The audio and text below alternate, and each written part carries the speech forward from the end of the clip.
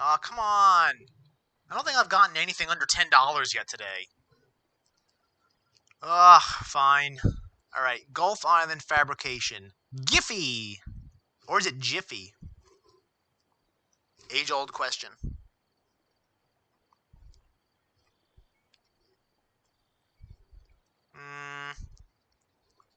I'm not liking... Somehow, by some miracle, managed to have positive earnings in Q1 of 2020. But overall, I do not like how these are looking. I do like how revenues were increasing prior to 2020, but earnings were still negative across the board. Tells me it might be an expenditure problem. Operates as a fabricator of steel structures, modules, marine vessels in the United States. Operates as two segments: shipyard fabrication services. Shipyard segment fabricates new build marine vessels such as offshore support, multi something.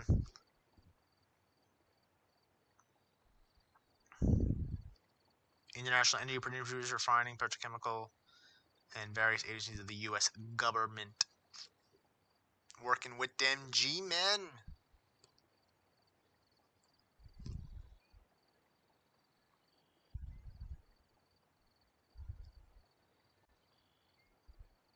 Yeah, when people don't expect much of you, but you still manage to miss that, that is not a good sign. Huh. So usually any company that's doing work with the government is making bank, so why are these guys failing so terribly at it?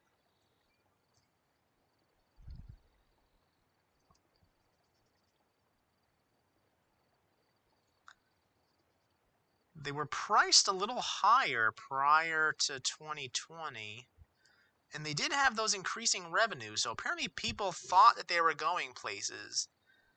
Well, maybe not, because at the end of 2019 was all downhill. Also, 2020 was less like a cliff and more like a nail in the coffin.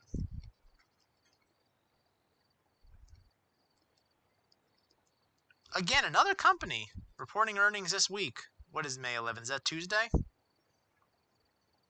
Should be interesting.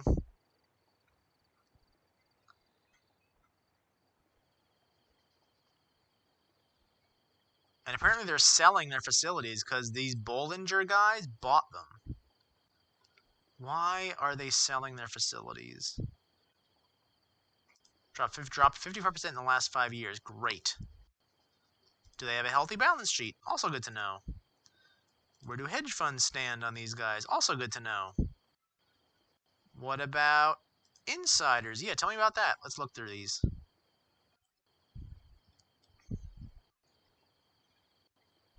So Bollinger is the biggest. Bollinger is the biggest shipbuilder.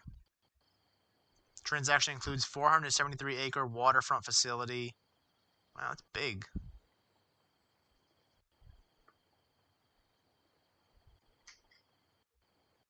Held leading designer, builder of steel military and commercial vessels.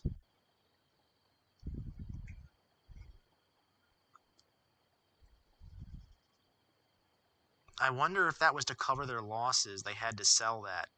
Or Bollinger, being the biggest, might have just bullied them into selling it. I can definitely see that happening too. While not a mind-blowing move, it is good to see that Gulf Island Fabrication's share price have gained 27% in the last 3 months. That doesn't change the fact that the returns over the last half-decade have been disappointing. Reduced trailing 12-month revenue by 1.9% each year, with neither profit nor revenue growth. Well, actually, that's not true. They had revenue growth, didn't they? That's what this... no, wait, not that. That's what this is. That's revenue growth. It's not earnings growth, but it's revenue growth.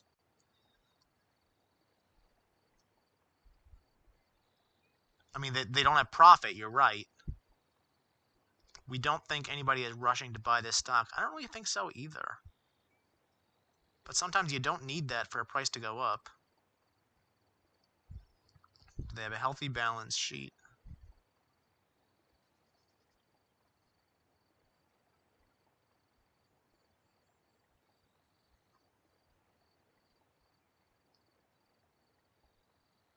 Actually, that debt compared to that cash is not bad.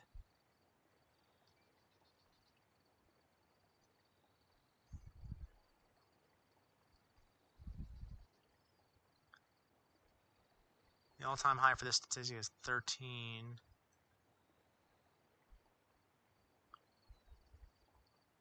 Oh, wow, 11% share by insiders, 60% by institutions. Huh, okay, so there's some confidence in this. But do I think, but am I confident in it? That's a tough call. That's super tough. I don't feel comfortable giving it a buy. Purely because that Bollinger sale concerns me. It makes me think the company is in more dire financial straits than it may be letting on. Not in a criminal way. Not in a criminal way, but more in a... I don't really have a good word for it, but I'm not accusing them of being criminal. I'm accusing them of... I don't know right now. I should probably move on from this point. I also don't like that they seem to still have trouble turning a profit. Maybe the sale of that port will change that, because now they don't have to maintain a 400 something shipyard that may have been unprofitable. But if it was unprofitable, then why did Bollinger buy it? Apparently they think they can make plans better of it than these guys. That kind of brings the suitability of them back into question. Where am I going with this? Where I'm going with this is that it is definitely not a buy. And do I think it's a sell or a hold? I'm gonna say a... If they can start those revenue increases again, which I know that one article said there weren't any revenue increases. I don't know what that's about. I don't know whether to believe the article or believe the Yahoo metrics. I'm gonna go with the Yahoo metrics for now because I kind of just want them to be true. But purely because of that year-over-year revenues, which can probably continue to be a thing, I hope. I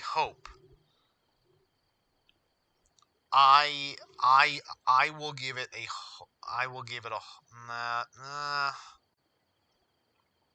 Actually, yeah. You know what?